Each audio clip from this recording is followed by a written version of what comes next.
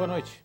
Aos 22 anos, ele foi deputado estadual pelo PDS, aos 26 pelo PMDB, aos 30, prefeito de Fortaleza, aos 32, governador do Ceará pelo PSDB, aos 37, ministro da Fazenda de Itamar Franco. Aos 40, disputou e perdeu as eleições presidenciais pelo PPS, recebendo 7,5 milhões de votos. Agora, aos 41, Ciro Gomes volta ao centro do Roda Viva como um dos mais jovens pretendentes à sucessão presidencial e na posição de segundo colocado nas pesquisas de opinião.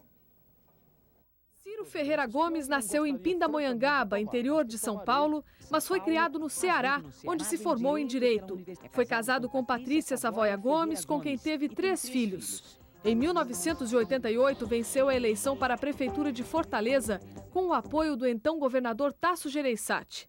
Depois, Ciro Gomes ajudou a fundar o PSDB e interrompeu o mandato de prefeito em 90 para disputar a sucessão estadual. Tornou-se o mais jovem governador do país e o único eleito pelo Partido dos Tucanos. Como governador, reduziu em 32% a taxa de mortalidade infantil no Ceará e seu programa de saúde recebeu o prêmio do Unicef, entregue em Nova York. Em setembro de 94, Ciro Gomes deixou o governo cearense para assumir o Ministério da Fazenda, em substituição a Rubens Recupero. Foi uma escolha pessoal do presidente Itamar Franco, que surpreendeu. Como ministro, Ciro Gomes manteve o Plano Real sob controle até a eleição e posse do presidente Fernando Henrique Cardoso. Ele causou polêmica ao chamar de otários os consumidores que pagavam ágio na compra de automóveis. Quem paga é otário, quem cobra é ladrão.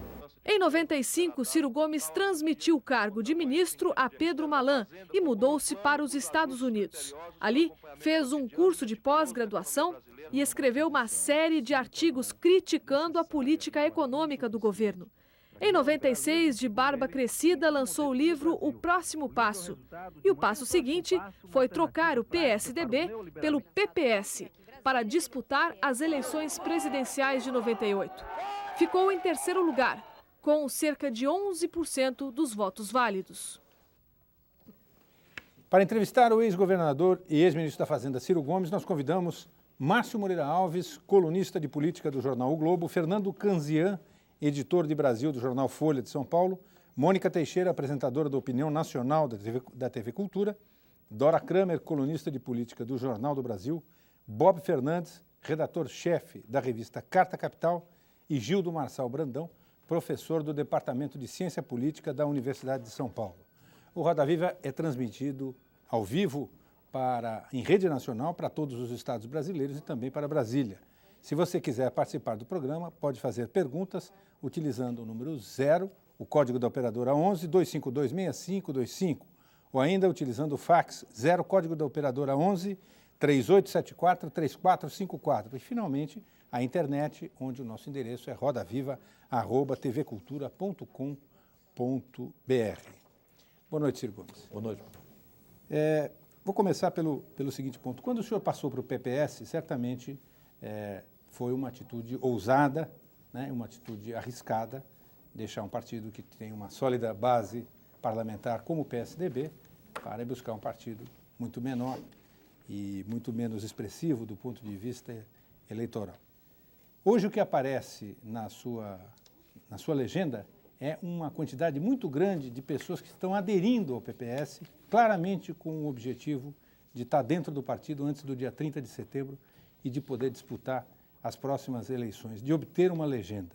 O senhor não acha que isso é ruim para o PPS e para a sua candidatura? Se fosse isso, era péssimo, mas eu não vejo isso acontecer. Claro que eu tenho visto essa versão muito mais imposta por quem, à direita e à esquerda, teme que a gente finalmente supere aquele constrangimento, que era um constrangimento respeitável, de dizer que nós não podíamos aspirar a participar do processo político brasileiro porque não tínhamos quadros, tínhamos uma candidatura solitária, etc, etc.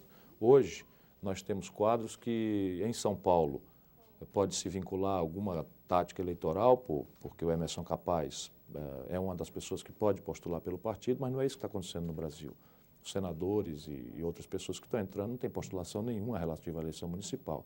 O que há, na verdade, é que as pessoas no Brasil estão procurando uma oposição capaz de se qualificar na crítica e de propor uma saída, um caminho, uma alternativa para o país. E, Mas, crescentemente, nós somos o único partido que está conseguindo fazer isso. Como é que se impede do PPS acabar virando um ajuntamento sem forma? Tem um programa mínimo para essa adesão? Todas as pessoas que querem vir ao partido sabem que terão que vir para se somar a um projeto, que não está fechado, mas cujas diretrizes gerais são todas explícitas.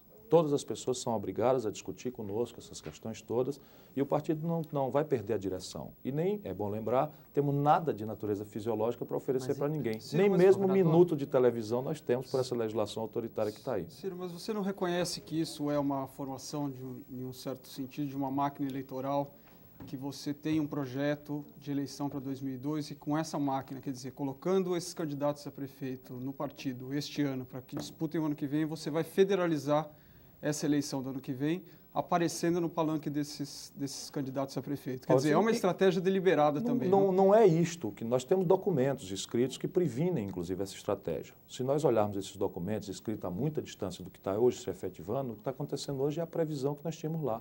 Nós dizíamos nos nossos documentos que o Brasil, o neoliberalismo no país, se revelaria uma coisa inviável, que o governo Fernando Henrique não ia aguentar o câmbio, que isso ia virar uma fraude eleitoral, que a impopularidade seguiria a recessão. Os artigos todos que eu escrevi no Jornal do Brasil dizem isso, os documentos do partido dizem isso, e que nós precisávamos preparar o país para uma oposição de centro-esquerda, e isso é o que nós estamos querendo ser.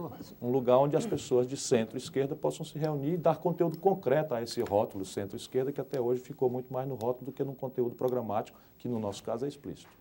Mas o desembarque, a adesão de uma porção da força sindical, ou pelo menos assim foi noticiado, não caracteriza isso que o Canzian falou, que a Dora também falou? Não, isso é o oposto, porque a força sindical não tem nenhuma participação nas eleições municipais. Mas tem um caráter fisiológico? Ou pelo menos... Não, absolutamente não. Quer dizer, sindicato não deve se filiar a partido. Nenhum sindicato deve se filiar a partido no nosso modo de ver. O sindicato deve preservar-se independente e tal. Mas lideranças sindicais podem e devem se filiar a partidos, tantas são as filiadas à CUT, que são respeitáveis. Eu queria dar o nome das coisas. Não pode virar um negócio parecido com o PRN do Collor, dado que a sua... Em nenhuma hipótese. Em nenhuma hipótese. Essa coisa que virou moda. Há um filtro, há um filtro bastante... É esse filtro que eu perguntei, qual que é o programa mínimo? Sim, o Antônio Hermílio apoia. Vamos discutir o programa mínimo. O Antônio Hermílio não está entrando no partido, não. E o partido tem que ter noção clara de que ele é um catalisador de uma coalizão na sociedade que tem que ser construída como uma grande corrente de opinião.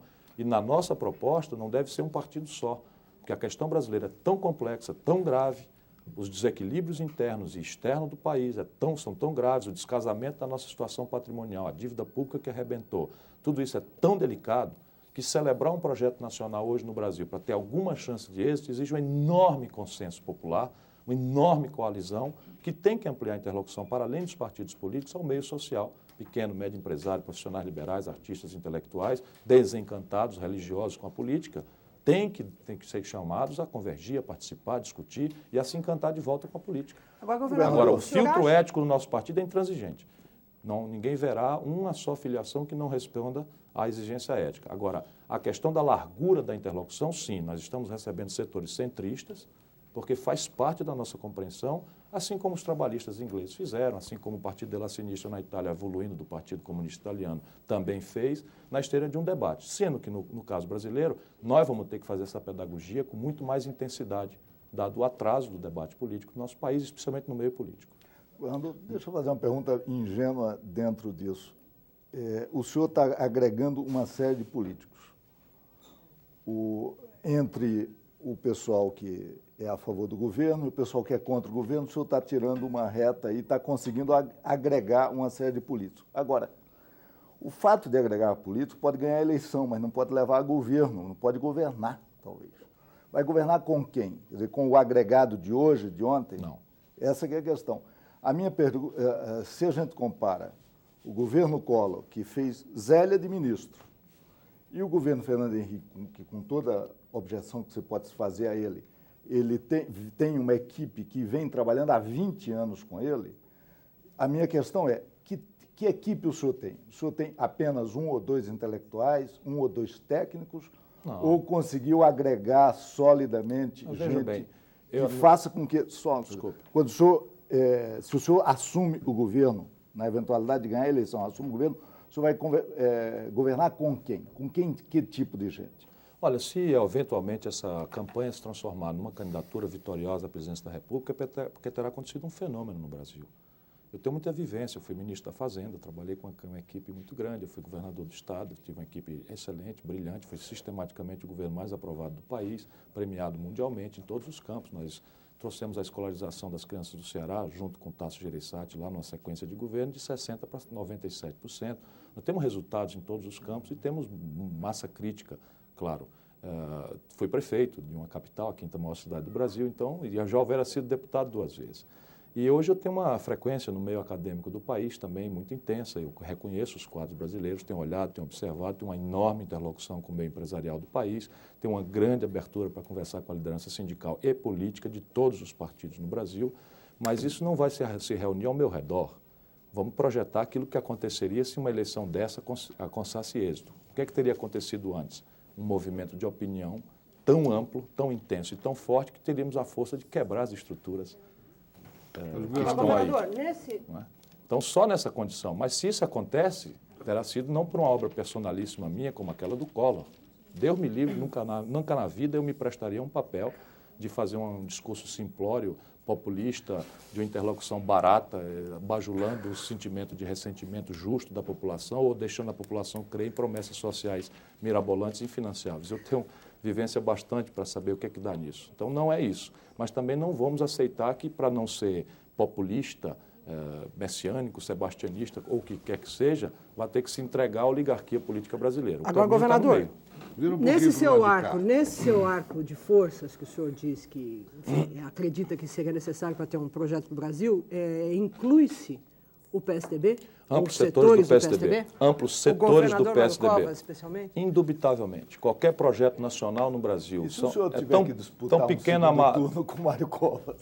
Não há problema nenhum. Eu tenho dito isso em relação, vamos falar do PT, por exemplo. Que hoje, pelas pesquisas, o PT anda um pouco nervoso e eu tenho tido, pela minha experiência, ter um pouco mais de calma, porque quem quiser projetar um projeto nacional para o Brasil e tiver que tenha chance de êxito para se afirmar em direção aos constrangimentos internacionais e internos terríveis que vamos enfrentar, vai visualizar a seguinte condição: qualquer que seja a forma que o embate eleitoral se projete, se o PT ganhar, a situação será tão delicada que eu me sentirei responsável em ajudá-los.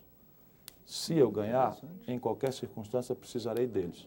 Então é preciso legitimar isso antes do processo eleitoral. Mas o PT chama o senhor de candidatura de centro-direita. É normal isso, eles estão nervosos e quem tem que ter experiência sou eu, quem tem que ter mais humildade sou eu. O partido já marcou uma reunião que o senhor não apareceu para tratar desse assunto? Para o PT? É. Não, senhora, eu já fui a todas as vezes que nós combinamos, eu fui. Inclusive no México. Em todas. 3 vezes no México, partido, 2 vezes no o PT México, uma não na Costa apareceu, Rica, uma no Chile. governador. Ah, sim, o PT não compareceu? É verdade. Governador, Mas também é natural, eles deviam ter algum outro compromisso importante naquela hora. eu gostaria de fazer uma pergunta sobre projeto. Eu achei muito interessante a sua atitude ao sair do governo Itamar de procurar se desasnar, de ir para os Estados Unidos, aprender inglês, ver um pouco o que era o mundo. Estudar a economia brasileira. Estudar a economia brasileira. Eu conheço as bibliotecas americanas, são fantásticas, têm muito mais informação do que nós temos aqui. E lá o senhor, ao que parece, aproximou-se muito do Mangabeira Unger. Ficou como uma espécie de Espírito Santo de orelha, dizem. Bem, o Mangabeira Unger tem variadas incursões na política brasileira. Me parece que a sua compreensão da política brasileira está muito mais para Unger do que para Mangabeira. Ele, há alguns anos, ele acreditou muito no Paulo Brossard, grande líder da redemocratização brasileira que ele influenciava, era o Paulo Brossard, com aquele seu chapéu, aquela sua postura Rui Barbosiana. O Brizola chamava até de Rui Barbosa em compotas. Depois ele acreditou muito no Lionel Brizola. Ele agora acredita no senhor. As propostas que eu tenho ouvido do professor Mangabeira Unger me parecem um pouco ameaçadoras para o conjunto da economia, das forças econômicas brasileiras. O senhor propõe as mesmas coisas que o professor Mangabeira Unger, por exemplo, um plano Bonex, tipo Argentina, de esticar obrigatoriamente... Essa não é a ideia do Mangabeira. Nunca foi. Mas Isso é uma mistificação do senhor Fernando Henrique Cardoso, queria... desonestamente, depois de conhecer na casa dele a proposta, dá-se agora a fazer, espalhar essa intriga, como se nós tivéssemos a propor calote de dívida pública, como se ele ou eu fôssemos algum irresponsável. Só atalhando sua pergunta, eu sou o único caso na história da administração pública brasileira de um governador de estado que resgatou 100% da dívida imobiliária do seu estado. Nesse país de precatórios, etc., eu sou o único que paguei 100% da dívida imobiliária do Ceará, um seria dos mais possível pobres pagar a estados do dívida país. brasileira? É possível pagar.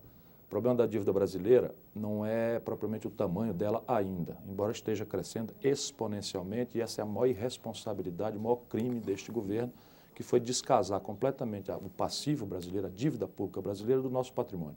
A dívida, quando eu era ministro da Fazenda, 4 anos e poucos atrás, eram 61 bilhões de reais, construídos em 500 anos de história. Essa gente, brincando de popularidade fácil, financiando consumismo para fins de reeleição, estourou essa dívida 408 bilhões de reais em apenas 4 anos. E isto é a queda, tem o coice. No mesmo passo, alienaram a preço de banana o patrimônio estatal brasileiro, acumulado ao longo de 50 anos de concentração de renda, com gravíssima consequência para o estágio social do desenvolvimento brasileiro, e alienaram tudo isso a preço de banana e gastaram o dinheiro financiando o consumo.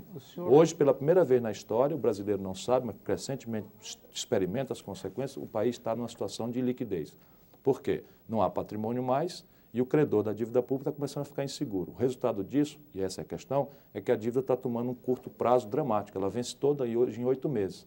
E aí não há razão para isso. Nós estamos apenas propondo que, controlada a fuga de capitais em direção ao estrangeiro, seletivamente, transitoriamente, como uma solução, vamos dizer, a última que resta antes do calote, antes da inflação, que tem que ser evitada a qualquer custo, porque isso é prejuízo para o povo, não é prejuízo para o banqueiro, que é meramente intermediário.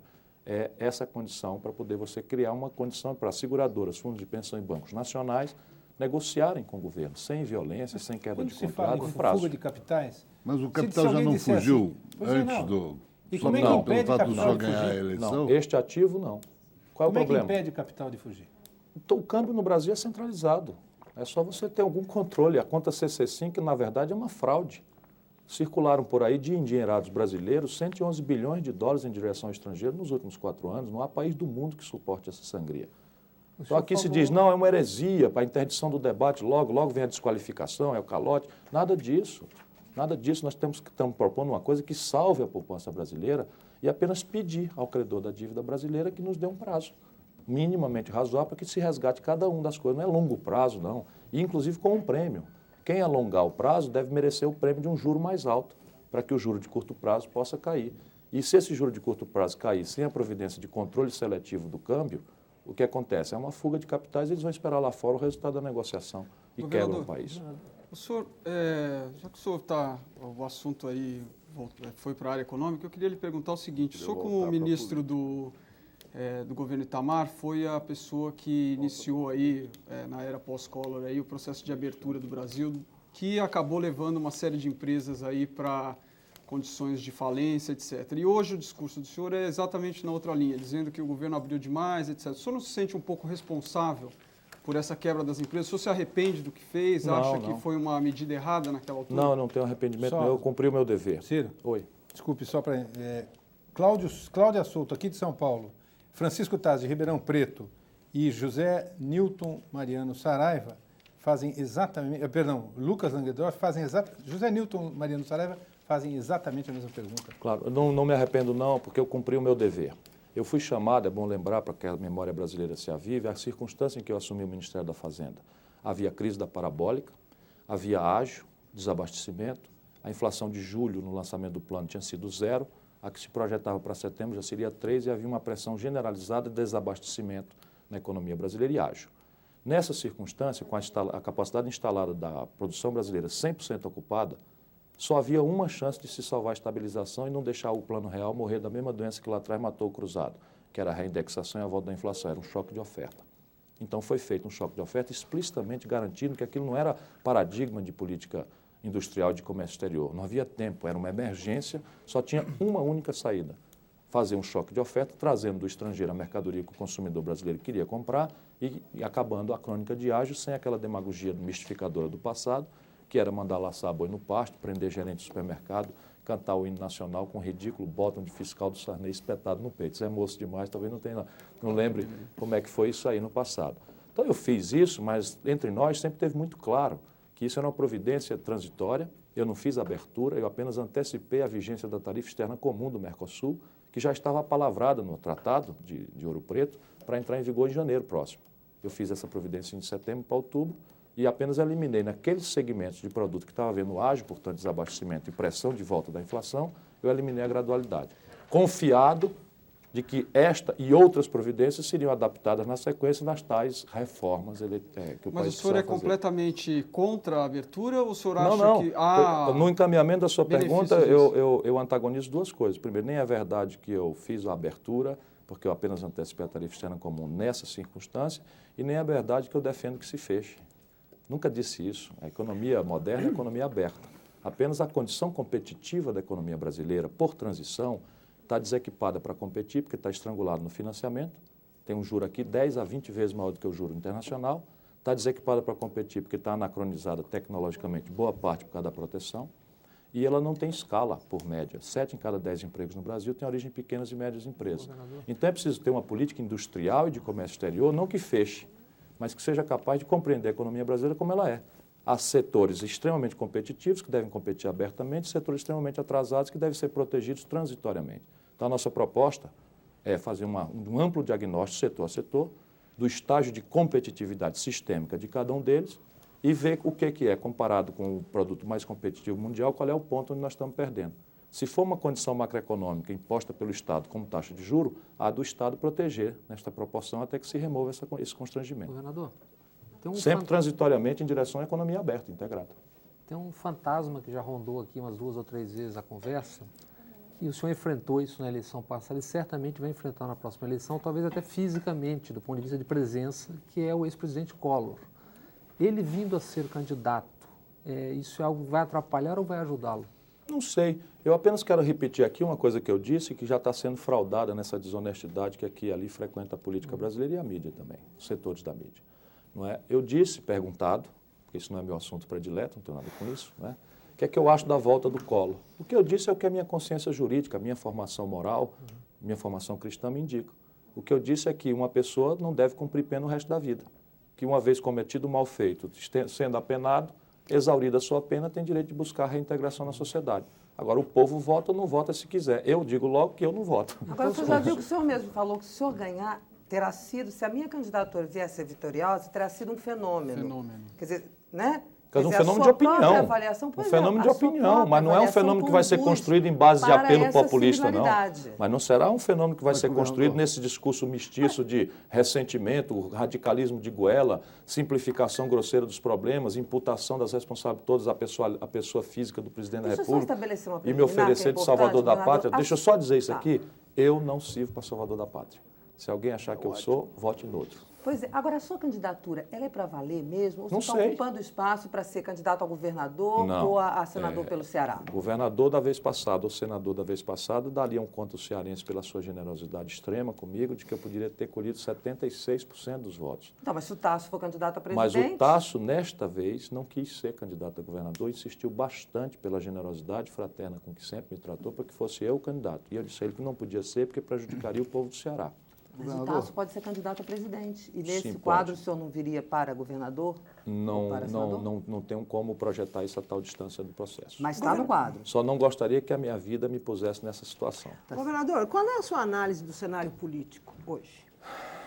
Olha, eu vejo tudo com muita preocupação, porque esse governo desmoralizou-se de uma forma abrupta, muito rápido, muito extensamente, e a desaprovação da população já não é mais desaprovação, é rancor quase. Compreendo isso e acho que um certo setor da oposição que estica a corda meio que não está vendo bem o que é que significa esticar a corda nessa altura. Não é? Esse governo tem que ser enfrentado numa batalha política, mas nós não podemos fazer esse enfrentamento e em nenhum momento resvalar para o desamor à normalidade institucional do país.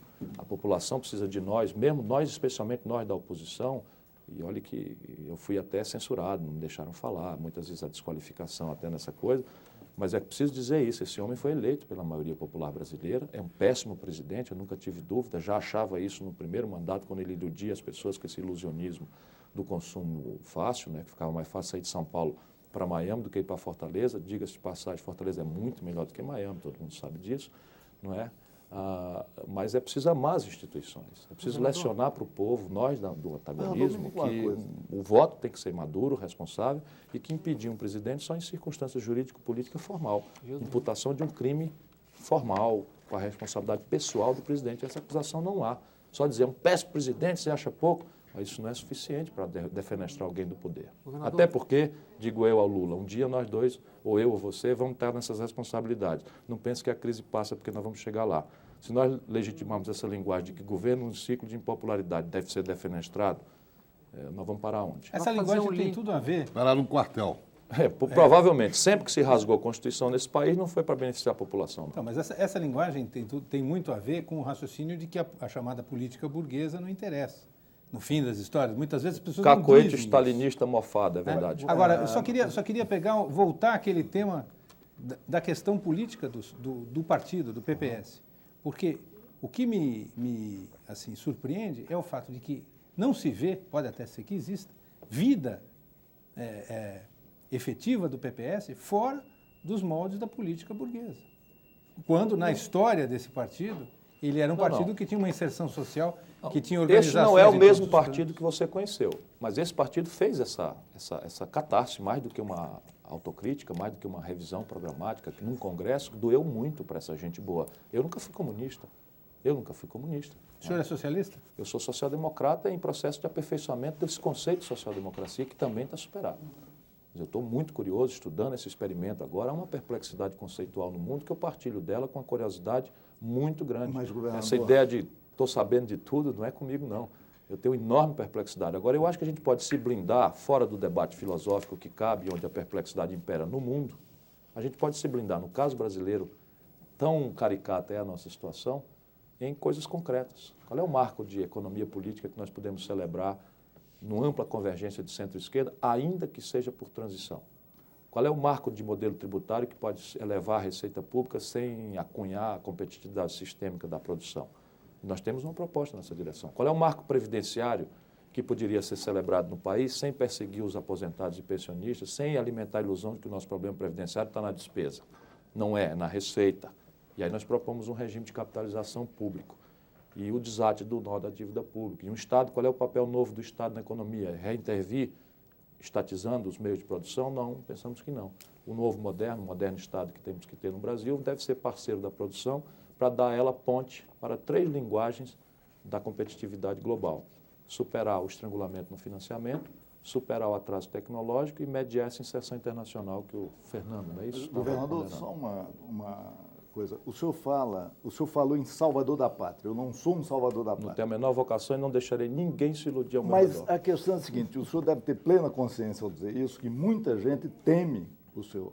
Quer dizer, há uma simpatia enorme na sociedade, eu vejo, até pelo onde eu convivo, quer dizer, entre uma coisa que não é nem o governismo teimoso, nem o oposicionismo renitente. Mas as pessoas temem. Claro, temem o senhor que aparece como arrogante, temem o como caráter decisionista, atrabiliário. Eu não estou discutindo se essa imagem é real ou não. Quer dizer, aparece para muita gente que há um certo salvacionismo. Mas a questão pior, me parece, é que, lendo, por exemplo, o professor Mangabeira Unger, no último livro dele, que vai sair agora, Democracia Realizada, ele propõe expressamente a superação da tradição constitucional do Ocidente. Isto é preciso superar a democracia liberal.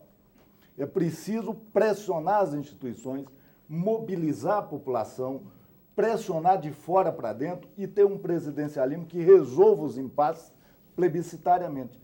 A minha questão é, juntando uma proposta como essa, que eu não sei até onde o senhor encampa inteiramente, e o receio que existe em muitos setores da sociedade de que o senhor pode virar um novo... Chaves. Um Chaves. É no mínimo isso, como é que o senhor enfrenta essa questão? Como é que o senhor... Olha, eu enfrento isso com a maior humildade. Nós estamos vivendo no Brasil uma coisa que, de novo, puxando da minha experiência, nós estamos vivendo um ciclo geracional, uma transição de geração, por mais em meio à turbulência conceitual, exaustão do nacional-desenvolvimentismo, o colapso do neoliberalismo. E nós estamos vivendo também uma superação, que no presidencialismo é dramático, então, essa coisa das personalidades. Nós temos uma geração de políticos da década de 50 que estão fazendo 70 anos, presidente Cardoso, Itamar Franco, Brizola, etc., que deram a sua contribuição, muito importante, mas estão passando. Não é? Espero que continuem testemunhando vivos o processo, mas digo, na luta política estão passando. E é uma geração de quarentões, sob suspeita em função da experiência trágica do presidente Collor, e que precisam se provar. Então eu não vejo como agressão a mim nenhuma desconfiança. Pelo contrário, eu acho que é muito bom. Se as pessoas tivessem essa desconfiança mesmo, que os cientistas políticos dizem que elas têm, as coisas... Não, se o povo tivesse, era ótimo. O senhor imagina se cada brasileiro, lá na favela, nos bairros pobres, dessem-se ao cuidado de se vacinar das paixões imediatistas, das primeiras impressões, e se dessem ao trabalho de pesquisar com tal densidade a origem, a sociológica, os projetos, as experiências anteriores. Eu tenho uma vivência, eu não sou uma ideia nova, eu sou uma ideia nova na emergência nacional, mas eu sou uma ideia experimentada já. Agora, dote de personalidade, eu sou o que eu sou. Cada dia amadureço, né? Estão chegando os anos. Eu fui o mais jovem governador de estado da história do Brasil, o mais jovem ministro da Fazenda da história do Brasil. E eu confesso que, olhando para trás, uma opção de coisas. Eu vi aí agora imagens de arquivo, era um garotinho, né? Governador. Agora estou amadurecendo. Não que eu queira fazer meia-culpa de nada, eu sempre tive uma intransigência de ser correto, de ser coerente, de pautar minhas ações pelo espírito público, sempre soube pedir desculpas. Certa feita, eu era governador do Ceará, conto só essa história, Bob, para pontuar um pouco a minha atitude. E não faço isso para me exibir, não, apenas porque acho normal, e posto diante dessa contradição, acho que é meu dever ter humildade e me explicitar. Mataram um cearense aqui, esses grupos neonazistas e tal, quando eu era governador, a chutes, mataram a chutes. E eu, indignado, fui no telefone da família para mandar recolher o corpo, levar de volta para o Ceará, e muito indignado, acabei dizendo uma bobagem, disse, isso são um bando de bicha mal amada, não sei o quê. Então, no dia seguinte, os grupos homossexuais, o professor Motti lá Bahia, me mandaram aí muitas cartas protestando. E eu caí em mim, de fato eu tinha cometido um erro, um vício da minha formação machista, da sociedade onde eu fui criado e tal, simplesmente pedi desculpa. Acho que é possível fazer isso sem maior problema. Agora, às vezes eu não peço não. Hoje eu tive não digo uma confusão, mas eu sou assim. E não adianta, ninguém vai me fazer mudar não, porque agora já estou ficando velho demais também para mudar. Vou amadurecer. Mas hoje nós fomos para a Assembleia, a filiação do Emerson Capaz, e começou ali uma futrica. Puseram assim 10 intrigas, cada qual mais bobinha no caminho do Emerson Capaz, e eu protestei. Dá licença. Coisa que parece que não pode, político não pode protestar contra um mau repórter, um repórter despreparado. Eu sou assim. Aliás, digo, aí, para aí um pouquinho. Para com isso, rapaz. Vocês não sabem nada, não tem nenhum problema da cidade ou do país para a gente discutir. Não, chega de futrica. Esse é o tema que eu queria tocar. Mas... Aí pronto, isso é porque é estovado? Não, não sou assim. Rapidinho. Olha, aí quem compra carro com age é otário. Isso é uma coisa pedagógica. Eu saí frio de casa, fui lá na coisa e pensei e disse, como é que eu vou fazer psicologicamente as pessoas entenderem que se elas pagarem age, elas vão derrubar o plano e vão fazer a inflação voltar. Uma frase forte, simbólica, para as pessoas mais simples entenderem, do que uma elaboração teórica de economês que as pessoas não entenderiam. Governador, até por conta da sua experiência como candidato a presidente, e pelo que o senhor já conhece, não só do processo, mas das entranhas dele, eu queria que o senhor me dissesse honestamente, sem precisar nominar nada, nem instituição alguma, como é que o senhor vê a participação da imprensa, da mídia no processo eleitoral, e mais do que isso, no processo democrático brasileiro? A coisa tem melhorado, graças a Deus. Eu acho que o processo de amadurecimento tem melhorado e tal, tem surgido espaços assim mais plurais, mais abertos, mais isentos. Eu sei que não haverá nunca uma imprensa absolutamente neutra, isso é bobagem, mas os espaços pelo menos equilibrados, pluralistas, estão aumentando. Mas a média no Brasil ainda é fortemente marcada por dois vícios que deformam, pior do que o comportamento político, ou tão ruim quanto o mau comportamento das elites políticas, a opinião brasileira, que é o governismo, né, o oficialismo mais atroz, que é um negócio impressionante, como certos órgãos de imprensa tomam conta da agenda do governo. Mas isso não tem a ver um pouco com negócios do Estado? Com certeza, muitos negócios. Na privatização da Telebrás, em todos os consórcios tinha um órgão de comunicação envolvido, em todos. E foi uma mata. A Telebrás, na minha mão, valia 42 bilhões de dólares e, como tal, era cotado na Bolsa de Nova York. Essa gente vendeu por 22 bilhões de dólares, achando pouco, aceitou receber em real antecipado as prestações 3 anos, quando o real bateu 2,21. E ninguém disse nada. Ninguém disse nada, quer dizer, ninguém disse. Centralmente, a grande mídia não disse nada porque está envolvida, com certeza. O outro negócio é o fuxico. Nossa Senhora, como é impressionante a energia que este país desperdiça no fuxico. É uma coisa impressionante, quer dizer, essa ideia do fulano disse que não sei o quê. Aí no dia seguinte houve o fulano e desmente, em base dá 4 dias um fuxico só, aquilo é nada. Se você olhar, a PPA foi lançado, a Mestrinho lançou Jader Barbalho, o coordenador do PPA, o Antônio Carlos disse que não vai, assim não vai e tal. Então tira o PPA, não tira o PPA, tira Mestrinho e o povão lá embaixo. Eu aqui, rapaz, olha aqui para mim, que diabo é isso? Isso é o Brasil. Quem é que leu o PPA? Ninguém. Muito pouca gente. Eu, por acaso, li. O que eu estou dizendo é isso, é o fuxico, né? O fuxico tomando páginas inteiras de jornal e tal. Hein? O senhor leu o PPA? Li só o resumo, não li inteiro, não. Mas escreveu sobre ele. Eu gosto de ficção, eu gosto mais de Gabriel Garcia Marques. Ciro Gomes, nós vamos para o rápido Eu escrevi porque eu intervalo. li os fundamentos gerais, as diretrizes gerais, e vou ver o pé de barro, que é de onde é que vem o dinheiro para pagar. Que é essa questãozinha que os políticos brasileiros tradicionais não querem falar sobre ela. Muito bem, nós vamos para um rápido intervalo e o Roda Viva com Ciro Gomes volta daqui a instantes. Estamos de volta com o Roda Viva esta noite, entrevistando o ex-governador e candidato a presidente da República em 2002 pelo PPS, Ciro Gomes. Você também pode participar do programa, as perguntas podem ser feitas por telefone. O número é 0, o código da operadora 11 252 6525, no fax 0, código da operadora 11 3874 3454 e o nosso endereço na internet é rodaviva@tvcultura.com.br. Governador Ciro Gomes, é uma coisa curiosa nas perguntas que a gente recebe aqui dos telespectadores, que são temas recorrentes, né? Um deles é essa questão que foi abordada no bloco passado, de essa identificação, ou essa assemelhação com o Collor, ou essa menção sempre... Eu posso só fazer uma consideração? Por favor. Isso me ofendeu muito já no passado, porque é uma coisa que pode pegar uma biografia de uma pessoa, filho de funcionário público, parido pela democracia, limpo, intransigentemente limpo, ninguém precisa acreditar, só olhar, eu nunca fui processado por ninguém, fui governador, fui ministro, prefeito, etc. E pronto, está desqualificado alguém porque é o novo Collor. Aproveitando, depois eu vi que se eu fizesse essa irritação passar do meu coração, onde ela ainda está, para as coisas, eu estaria financiando essa tese. Na verdade, porque ela basicamente é sediada em preconceito. Preconceito contra jovem, um preconceito contra nordestino, um preconceito contra quem tem um estilo afirmativo de falar. Mas serão esses os defeitos do Collor? Eu peço só isso às pessoas para refletirem. Não são. Os defeitos do Collor foi o autoritarismo, foi a conivência ou a prática da corrupção, foi a frustração dos compromissos com a sociedade brasileira. E na minha biografia não tem isso.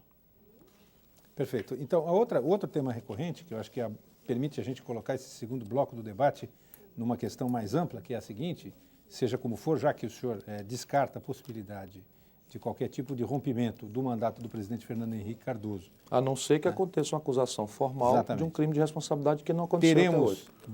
O Brasil terá de viver sob o governo dele até a próxima eleição, são questões mais imediatas, mais fundamentais, que com certeza não dá para esperar até 2002 para resolver. Então, Reginaldo Juste, de Bálsamo, São Paulo, Amadeu Luiz, aposentado de Santo André, aqui em São Paulo, Marcelo do Nascimento Barbosa, de São Caetano do Sul, por sinal, 2 cidades extremamente afetadas pelo problema, João Ferreira Nunes, de São Lourenço, Minas Gerais, e Denis, de Curitiba, no Paraná, perguntam quais são as alternativas para diminuir as taxas de desemprego, como é que se consegue gerar emprego nesse país, nessas circunstâncias. O país só superará o desemprego estrutural pesado se crescer a uma taxa não inferior a 5,5% ao ano. Por que essa taxa? Tecnicamente apurável. Por quê?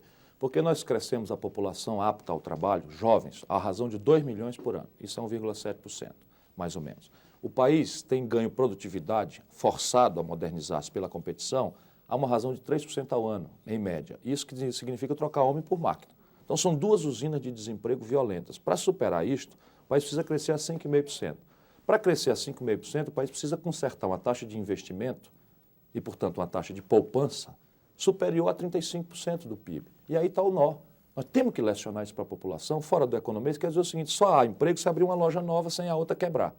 Só abre a loja nova se tiver dinheiro para investir. Só tem dinheiro para investir se tiver poupança que diga de onde é que saiu esse dinheiro. E no país hoje a poupança pública é um buraco, não tem poupança. O governo gasta uma enormidade de dinheiro a mais do que arrecada, basicamente pagando juro. Por isso é recorrente aquela ideia que se não desatar o nó da dívida, não tem desenvolvimento, não tem emprego.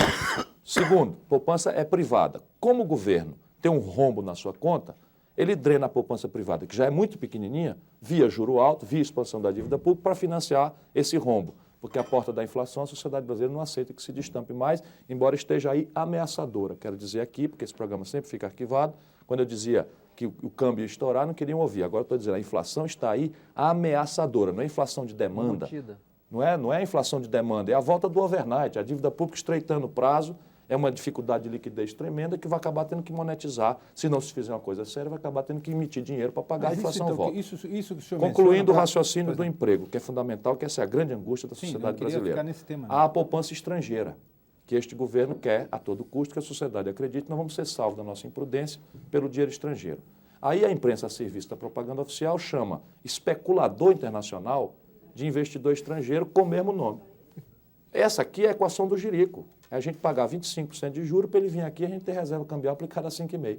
É como se o Márcio, incomodado com a eventual crise de pobreza, fosse um agiota, tomasse R$10 mil emprestado a 50% de juros e atravessasse a rua para abrir uma carteira de poupança com esse dinheiro, que ele ia pagar 6% de juros ao mês, ao ano.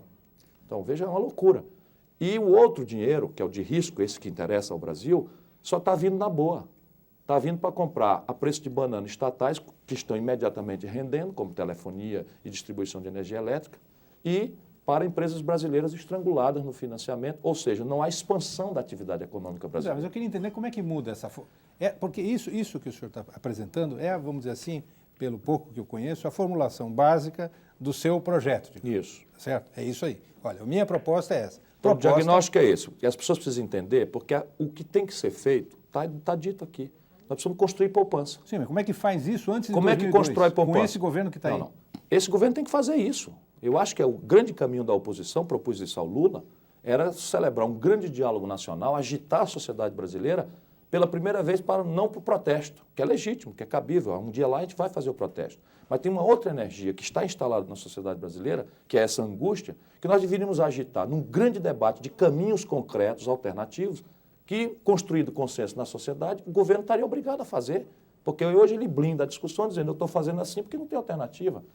E nós temos fragilizado isso porque não temos dado visibilidade a uma alternativa. Então, a alternativa hoje de construção de poupança no Brasil é esse elemento transitório do desate do nó da dívida pública e 2 movimentos estruturais na receita. Um novo modelo tributário que desonere audaciosamente a produção e os salários. Para criar poupança é assim, tirar os impostos todos que incidem sobre a produção e salários e fundar um regime tributário novo que grave o consumo e a apropriação especulativa de capital de propriedade. Quer dizer, temos 3 meses para fazer isso. Não, Outubro, 3 meses. Novembro, dezembro. Isso é consenso. Vamos fazer consenso. Eu digo pelo na seguinte, sociedade. porque um regime tributário bacana, tudo bem, mas ele só funciona no ano seguinte. Se a gente, para falar antes de 2002... Claro. Também, que ser por até o final do favor, ano. ninguém alimente ilusão. O buraco que essa gente meteu o Brasil não é coisa que vai se resolver com estalar de dedo. Agora, Nem este governador, governo, nem qualquer outro. Objetivamente, como é que o senhor resolveria o problema da dívida? Sem anunciar Quer dizer, o senhor falar que vai resolver o problema da dívida, desatar o nó da dívida, o senhor está na antessala do calote. Por quê? Não. Por favor, não faça isso. Não é um reproduza discurso, essa impertinência. Não, eu estou dizendo o seguinte, é um discurso que... Mas, por favor, não faça isso, você é honesto. honesto. Que o senhor está propondo Politiqueiros calote. safados estão fazendo Eu não isso. estou dizendo que o senhor está propondo calote, é só uma pergunta.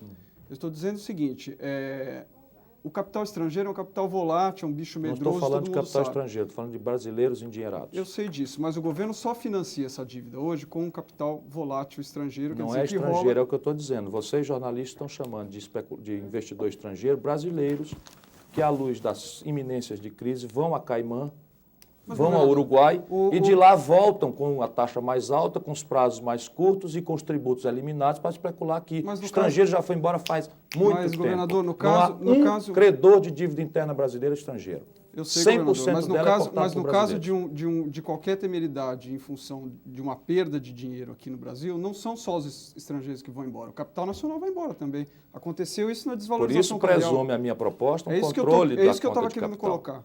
Claro, mas é isso que eu estava querendo colocar. O senhor, ao dizer que precisa ser alongado o prazo da dívida... Negocialmente, sem ruptura, sem quebra de contrato, sem calote. Pois é, eu gostaria de saber quem é que vai esperar que essa negociação se conclua para decidir se vai tirar o dinheiro do Brasil ou não. Isso aí é uma contradição aparente, mas não é, porque essa é uma discussão que está acontecendo hoje. Esse problema vai se apresentar bem antes da sucessão federal. E eu acho que, por razões do que estávamos falando com o professor, só governará o país com autoridade, portanto, com capacidade de mobilização, de construção de consenso, de celebração de um novo estágio de organização das instituições brasileiras, aquele que tiver uma ética diferente na relação com a sociedade. Portanto, dizer antes o que pretende fazer, para que as pessoas votem nas ideias mais do que na pessoa. Essa contradição existe, claro. É claro, mas então é o seguinte, o Ciro vai ganhar, cresceu a pesquisa, provavelmente vai haver uma fuga de capitais, mas aí a responsabilidade não é minha. O senhor há de convir que isso realmente vai acontecer. Mas não por minha responsabilidade. Mas isso não inviabiliza o seu projeto? Não, absolutamente não. Há o plano B. Qual é o plano B? Qual é o plano B? O plano B é gerencial. O plano B é gerencial. Explique melhor. O que seria o plano B? Você deve fazer um ajuste fiscal enriquecedor do Estado brasileiro. Esse é o que interessa. Se você não puder fazer um ajuste fiscal enriquecedor do Estado brasileiro, você faz na boca do caixa, como eu fiz com o ministro está fazendo. Mas o que é um ajuste fiscal enriquecedor do Estado brasileiro? É isso, é um projeto tributário que possa elevar a receita pública, pulverizando as incidências e tirando essas incidências da competitividade sistêmica de quem produz e de quem trabalha. Porque hoje o imposto de renda é um mero... Mas, governador, o Brasil já tem uma carga tributária de 30%. Passar pelo Congresso? Não estou pretendendo aumentar, não. Estou pretendendo mudar a incidência. Aliás, o Fiori, que fez uma entrevista hoje genial, ele tem toda a razão. O governo mistifica a sociedade dizendo as reformas. Mentira, não tem mais como elevar receita nenhuma. E apesar de recorde de receita, nós estamos com recorde de déficit. Então, qual é a mágica? É não fazer isso. Se eu conseguir explicar, fica legal. Tudo bem. Eu imagino. Então, vamos fazer o que não fizeram os sociais-democratas, ou não vamos cometer o erro que os sociais-democratas europeus fizeram. Ali se produziu a mancha de maior igualdade na humanidade. Mas se produziu num tempo em que havia blocos, ou países, nação, o comércio mundial não era tão integrado, e os europeus fizeram o quê? Fizeram uma enorme cunha fiscal sobre o seu processo produtivo, cargas tributárias efetivas de 40% a 54% do PIB, como é o caso da Suécia, e financiaram uma malha de seguridade social, seguro-desemprego, saúde pública perfeita, educação pública perfeita, etc, etc. Com a mundialização do comércio, a Europa começou a perder competitividade sistêmica, porque o produtor europeu crescentemente foi obrigado a competir no mundo e no mercado europeu com um empreendedor asiático e norte-americano que vinham de estados não sociais, não de welfare state, de estado de bem-estar. Resultado, os produtos eram muito mais baratos, aí houve uma desindustrialização brutal da Europa, houve uma fuga brutal de capitais da Europa, surtos inflacionários na Europa, a social-democracia foi varrida do mapa eleitoral europeu e emergiu o neoliberalismo como a grande ideia, a última ideia, etc, etc, etc. Quando o neoliberalismo desmontou a parte empresarial do Estado, foi fácil. Quando ele quis avançar no estado do bem-estar, a sociedade europeia lucidamente rejeitou. Então, nós não precisamos entrar pela experiência dos outros, nós podemos fazer uma coisa diferente no Brasil. É criar um enriquecimento do Estado que não seja uma cunha fiscal sobre a produção. Como? Imposto sobre o consumo. Eu estou propondo um IVA, que para ser bem honesto e perder logo outra opção de votos, tem que ter alíquota alta. Por quê? Porque a sociedade brasileira tem um tal agudo estágio de distribuição de renda que o consumo está comprimido numa faixa minoritária. Então não tem escala. Na partida, você tem que ter uma alíquota alta, necessariamente menor do que a soma do IPI e do ICMS. Terminando, porque você nunca tem condições... A oposição não tem proposta. Quando a oposição começa a verbalizar a proposta... Mas isso é uma... Só deixar claro, isso é uma característica desse programa. Para o bem e para o mal. Toda vez que a gente... Vai fazendo uma proposta, alguém está encarregado de interromper. Toda vez que nós não agimos, dizem que nós somos coniventes com o entrevistado. Mas eu termino rapidamente. Eu só queria dizer, a alíquota alta é o seguinte, é menor do que a soma do IPI e do ICMS.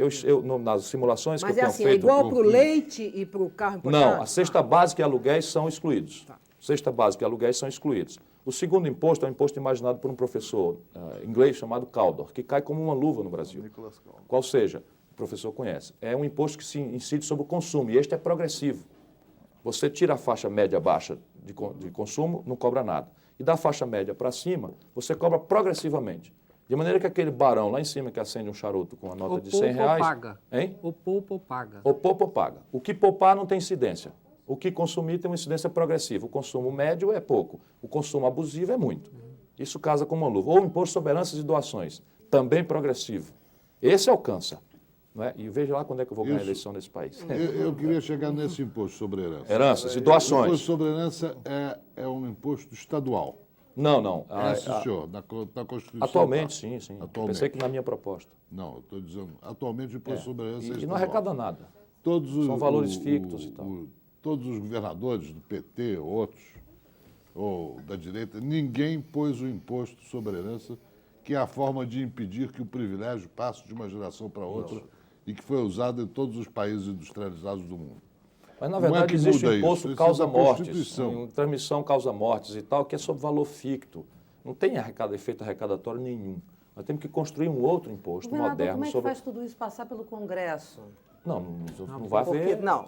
Você tem que consensuar as propostas Porque na sociedade. tudo isso... Na minha presunção de democrata verdadeiro, o Congresso Nacional é representante da população. Agora, se você for a população discutir lucidamente, criticamente, perder todos os votos que tiver que perder para tentar que a população não vote no fulano de tal, mas num aparato de ideias, de projetos, de caminhos, de soluções concretas, em que a contradição vai aflorar no debate. Então, a sua e esse debate lucidamente estabelecido, a população diga, é isto aqui que nós queremos, Governador. não só eu tenho certeza que vota, como a história brasileira mostra que vota. Se fosse fácil assim, todo mundo já tinha conseguido fugir dessa Quem armadilha fala, do eu Congresso. estou correndo o risco de dizer que é fácil? Por favor, Governador. deixa eu me penitenciar aqui. Só é fácil pela exiguidade dos minutos de televisão que a gente está obrigado a simplificar as ideias. Mais fácil é dar aula de sociologia. Isto é extraordinariamente difícil. Governador. Isso Agora, eu tenho uma psicologia que rejeita o impasse. Eu não consigo conviver com a ideia de que o Brasil vai ter que estar obrigado a este pacto de oligarquias safadas que sugam o sangue deste país há 100 anos e que isso não vai mudar nunca. Governador. Eu rejeito psicologicamente isso. Como rejeito com igual intensidade a ideia de que um salvador da pátria vai aí botar ordem na casa, que também não é o caso. Governador. Não é possível que a gente não ache um caminho lúcido, esclarecido, organizado, coletivo, para construir a saída do país. A propósito disso que o senhor falou, e sem cair no fuxico, embora assim possa aparecer, eu quero saber primeiro se Não o se PFL... policie, fica à vontade. Eu já estou à vontade. Eu quero saber primeiro se o PFL pode vir a fazer parte do seu arco. Isso é uma coisa. Como força, não. Isso é uma coisa. Como força organizada, não. Tá. Agora, há militantes ali, vinculados, que têm uma visão nacional, que ainda que tenham uma visão paternalista, e aí na motivação tem uma visão social, não é? E que estão incomodados. Tá, agora vamos à parte do... E são operadores tradicionais da máquina do Estado brasileiro. Agora, como organismo, de jeito nenhum. Tá, então Simbolicamente, vamos nós precisamos, para que esse projeto realmente seja novo, começar com o PFL na oposição. Então vamos ao que Isso poderia... Eles ensaiem pela primeira vez uma experiência. É uma revolução. Governador, deixa eu só O complementar. Itamar fez isso, hein? Não com o PFL, Deixa eu mas só com o seu complementar a principal pergunta, líder. governador. Só complementar. É isso que soaria como fuxico, mas não é essa a intenção. Em setembro de 97, estou conversando, vindo do Sobral, o senhor falou, eu não diria carinhosamente, mas amistosamente, quase em tom de quem tem uma atenção, uma amizade pelo líder maior do PFL, que é o senhor Antônio Carlos Magalhães. De lá para cá, rusgas muitas aconteceram. Eu queria saber como é que o senhor percebe o papel dele, até porque ele é um personagem importante no processo. Eu assisti ele aqui nesse programa, dizia assim, olha aqui a contradição, ele falou bem de mim, está aqui 1 milhão de papéis e tal, vou falar de novo. Recente Vou isso. falar de novo o que eu sempre falei, que está naqueles papéis todos. Não é? Eu não concordo com a política dele, eu não concordo com o jeito dele fazer política. Por quê? Nunca concordei, porque ele é autoritário, ele tem uma atitude de esmagamento da contradição, ele não tem condição de convivência. Lá na Bahia ele esmaga tudo, ele é um homem absolutamente complicado, mas é uma pessoa adorável pessoalmente. E eu nunca fiz política com estômago, com ódio e tal, eu sei separar bem, então e continuarei sabendo. Nesta campanha, pela primeira vez, houve um atrito, porque eu disse o seguinte na campanha, eu acho que o Brasil tem que encerrar a vulnerabilidade institucional que existe hoje, que permite essa promiscuidade imunda entre homens do poder e o setor financeiro. Isso no mundo é cadeia. Aqui não tem nem lei que puna, portanto, nem está dizendo que cometeu crime nenhum, apenas é uma coisa absolutamente impertinente. E para dar conteúdo concreto ao que eu falei, o que eu sempre fiz, saí dizendo, Marcílio Marques Moreira, ex-ministro da Fazenda, Mério Linde. Volto a dizer, nada de impertinências e ilegalidade, apenas no Brasil, aí Armínio Fraga, Banco Central, Banco Central. E onde é que entrou o Antônio Carlos Magalhães? Aí fui dizendo, Antônio Carlos Magalhães, Transworld, um banco sócio do Ângelo Calmon de Sá nas Ilhas Caimã. Ele pensou que eu era igual a essa gente, que ele vive com a mão segurando no rabo nos tais dossiês, e mandou um fax privado para mim, mandando ver. Não é? Fica aí, você está desesperado porque ninguém presta atenção em você, e você está dizendo não sei o quê, sua vaidade, você é um bobão, uma coisa assim, não foi bobão, mas falou essa coisa aí e tal, e não sei o quê, nós sempre nos tratamos com grande amizade. Eu disse, olha, amizade tudo bem, você sabe disso, ainda há pouco eu telefonei para você, seu filho morreu, choramos no telefone, me doeu muito ver ele, como ele sofreu, senti solidariedade como sinto hoje, me deu um nó na voz me lembrar, eu não quero viver para ver um filho meu morrer, sou absolutamente solidário, nessa questão liguei para ele chorando e tal, estava viajando, não podia ir ao enterro, mas você está muito enganado comigo, o faxzinho que eu mandei imediatamente está muito enganado comigo, o que eu disse é verdade, eu disse numa lista, não quis particularizar com você, agora faça da nossa amizade o que você quiser. Aí veio a público para dizer qualquer coisa, eu dei uma pública também para ele ver que é. Agora essa não é minha briga, não é? Minha briga é outra. Nós vamos para mais Pronto, elogiei de novo e disse de novo o que eu penso. Nós vamos para mais um rápido intervalo e voltamos daqui a instantes com o Roda Viva, entrevistando hoje o ex-governador Ciro Gomes.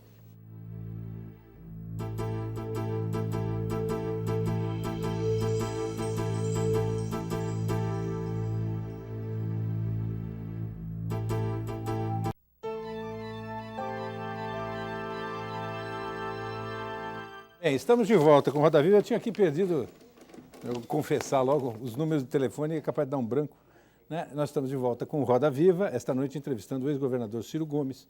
Para participar do programa, você pode usar o telefone 0, o código da operadora 11 252 6525, ou o fax 0, código da operadora 11 3874 3454, e ainda a internet, onde o nosso endereço é rodaviva@tvcultura.com.br.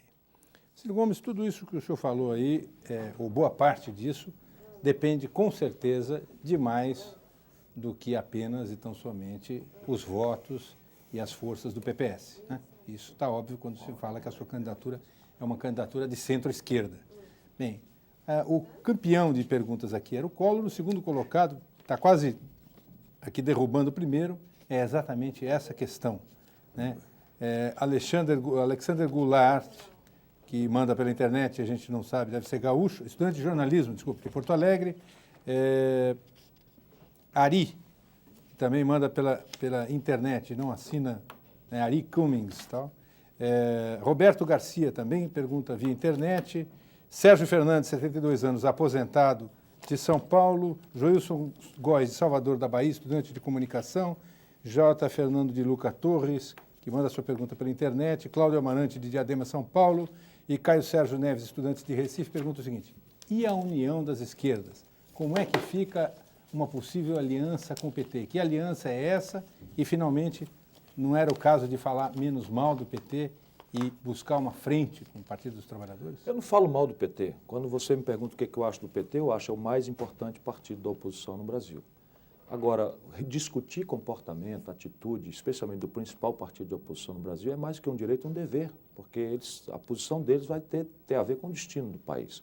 E eu acho que o PT, e pode-se pensar que isso é um ataque, não é. É uma fraterna reflexão que eu quero ver se faço para provocar uma caminhada comum que eu tenho proposto e vou renovar a proposta hoje aqui. O PT tem um problema interno grave. É que eles têm ali grupos convivendo que têm fundamentos absolutamente inconciliáveis. Para que se conciliem na celebração da unidade do partido, tem que ficar na negação. Qualquer proposta que queira avançar para um marco positivo de economia política, de um desenho concreto de políticas estruturais, cai para a promessa social mirabolante ou vai começar a entender que políticas sociais compensatórias são transcendentes para a questão estrutural do Brasil. Então, Bolsa Escola, uma bela ideia, mas é uma política social compensatória que não se financia no marco de um Estado falido como é o Estado brasileiro. O orçamento participativo, legal, acho que é muito importante, experimentei bastante isso quando fui prefeito, quando fui governador, a ideia de abrir uma discussão popular com a comunidade organizada para que não ficasse cingida à estrutura do parlamento, a deliberação do orçamento, mas isso ao redor de poupança. Você chamar a população para discutir austeridade fiscal e poupança nula é sadismo, e isso eu estou querendo colocar. Então, qual é a proposta? Nós somos diferentes. Eu sou diferente do Lula, sou diferente do Brizola, sou diferente do Arraes, nós somos diferentes, temos origens diferentes do João Amazonas, temos plataformas diferentes de compreensão do país, temos utopias diferentes para o país, mas temos uma responsabilidade em comum, interromper esse itinerário de tragédia, que essa mistura de neoliberalismo com velho patrimonialismo clientelista, corrupto, safado do passado do Brasil, tem imposto ao nosso país. Essa é uma responsabilidade comum nossa, interromper isso e celebrar o que está na retórica hoje de todos eles, essa ampla aliança de centro-esquerda. Como superar essa diferença? Humildemente, vamos transferir para a população a mediação dessas diferenças. E a questão democrática não é um centro do debate claro, dentro do PT? Claro. Não há uma ala importante do PT que nega a democracia como um valor permanente. Eu não na avançaria vida? para dizer isso, porque isso afugentaria o contexto que eu quero construir. Eu tenho críticas azedas, intimamente, a dizer a frações de comportamento ali. Mas como eu quero realmente ajudar a construir, eu vou ficar nessa que é uma crítica construtiva. Como nós vamos superar a nossa desunião? Porque a sociedade brasileira está na oposição, o povo brasileiro está na oposição. Essa mistura macabra de desemprego recorde, falência concordata recorde, desnacionalização recorde, desfinanciamento dos serviços públicos, falência de estados e municípios com repercussão no plano de saúde, quem não pode pagar plano de saúde, quem não pode pagar mensalidade escolar, recorde. Mas a notícia infame da inconsequência de comportamento da representação política, do privilégio, da roubalheira, da ladruagem e dos bilhões serem entregues de mão beijada à banca enquanto se negam centavos para a agenda popular, isso tudo põe o Brasil na oposição. Então aí os indicadores todos, quem não quiser ver, não vê o país. Agora, o país que está na oposição olha para nós na oposição política e não confia na gente. Não confia na gente com razão, diga-se de passagem. Não confia porque nos vê divididos, sem projeto hegemônico, amarrado nesse cacuete do protesto sobre o leite derramado, quase sempre de motivação corporativa. Então vamos superar isso? Vamos. Reunimos todos, reconhecendo que somos diferentes e vamos convocar a sociedade civil brasileira a mediar nossas diferenças programáticas. Agora isso é uma quimera. Um conjunto de seminários, não é quimera não. Mas, sincero, eu só acho Não que é tem quimera, jogo, honestamente. Esta política nacional brasileira, um minuto só, essa política brasileira qualificou-se pela mediocridade do gesto. Não há um gesto largo há muitos anos no Brasil. Os argentinos acabaram de fazer isso. A FREPAS e a União Cívica Radical, que são o setor mais ao centro e mais à esquerda lá, uma tradição terrível de conflito entre eles, superaram tudo isso. Então vão ser a primeira experiência de vitória eleitoral anti-neoliberal. Os mexicanos, lá depois desse problema sério do PRI, está lá o Vicente Fox pelo PAN e o Cárdenas pelo PRD, estão se aproximando para discutir. Os chilenos, com o sangue do Allende na mão, com a vingança legítima da sociedade chilena desejável contra os democratas cristãos, compreenderam a delicadeza, estão lá fazendo uma caminhada. Mas disso acontecer, eu estou achando que o senhor está falando é uma ficção. Não, primeiro a gente tem que superar a prostração moral. Porque o seu diagnóstico primeiro, toda ideia boa nesse país não é factível. Então só o que é factível é fazer acordo com o PFL, PSDB e PMDB e botar o dedo no nariz e aguentar o futuro. Eu não topo isso. Honestamente, o senhor acha que tem jogo com o PT? Esse jogo tem, dá para jogar? É necessário. Veja, eu tenho muita vivência, eu vou lembrar de novo aqui, porque parece que está falando aqui um inocente do ramo. Eu conheço as limitações, as dificuldades e tal, mas a gente precisa, o país precisa disso. E neste caso o processo não é neutro. É preciso recorrentemente apelar para que o PT cumpra a sua tarefa histórica, que é convergir o centro-esquerda no Brasil. E lá abandonar como questão central o hegemonismo petista. Esse hegemonismo pode ser recuperado em outra linguagem, que é esse debate. Vamos transferir para a sociedade civil a mediação das nossas divergências programáticas, para começar, seminário de saúde, seminário de educação, nós temos 3 longos anos e 4 meses para fazer isso. Vamos convergir essa proposta, vai se perceber nesse debate que não são tão graves essas divergências assim, não. Que o que está voltando como divergência é o hegemonismo personalíssimo, que infelizmente está aí. Aí restará um problema concreto, tático. Quem vai ser o candidato? Vamos fazer eleições primárias. Esse universo de brasileiros que participar será chamado a eleger em eleições primárias um candidato unificado. Pronto, está renovada a proposta. O senhor está dizendo que o governador de São Paulo, o senhor disse no começo do programa que o governador de São Paulo está no seu arco. O senhor disse que o PFL está fora, pelo menos no começo. No meu arco de compreensão do que chama-se centro-esquerda na prática neste país, porque a população precisa entender isso na prática. O que é esse slogan centro-esquerda? Como é que a gente tira o vazio desses slogans que só são atacados um contra os outros para desqualificar um ou outro, ou para qualificar um ou outro de forma autorreferente? Traduzir concretamente. Papel do Estado na economia.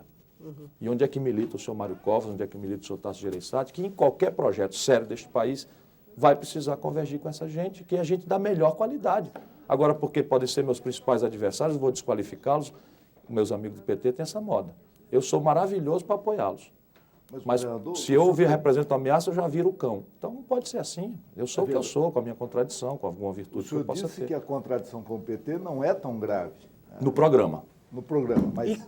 Veja, mas o programa do PT... No programa, sim, se nós formos imaginar o que é o marco da economia política hegemônico no PT, o PT aceita a iniciativa privada dos meios de produção hegemonicamente? Bom, mas isso é uma declaração ideológica.